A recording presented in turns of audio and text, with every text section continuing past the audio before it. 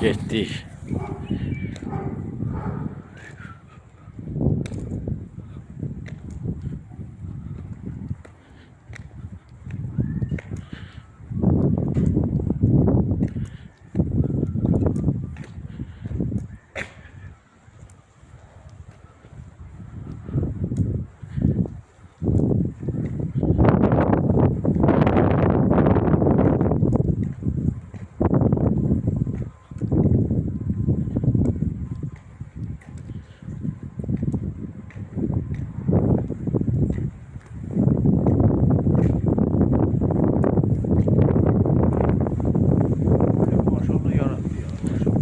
Sağ olun.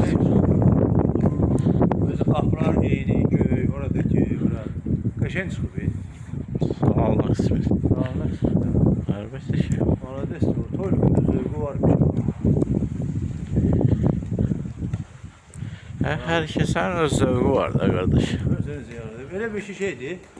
Böyle interesting böyle. Şeyde Saudi Arabistan evlerine oxşuyur. Diyor herkesin özünü göre. Açkısı var gözünü göre.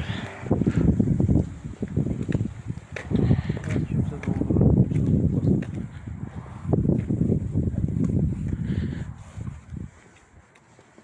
Yazın oturun başlıyor.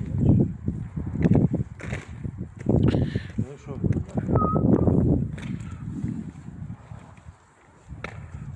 Bu da düzeldenmedi ya işi ya. Haber oldu iyi.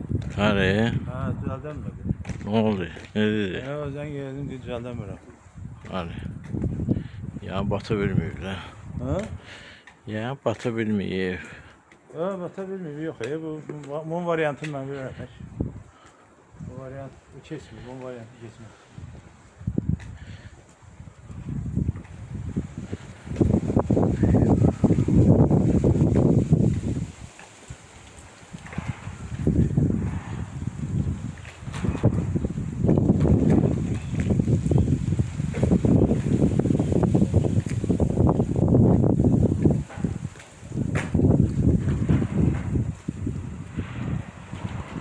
Yaxşı davay sen get də.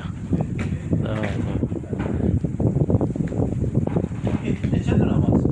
17 nesə qalmış yarısını təxminən. Bana şöyle size. Sisli o.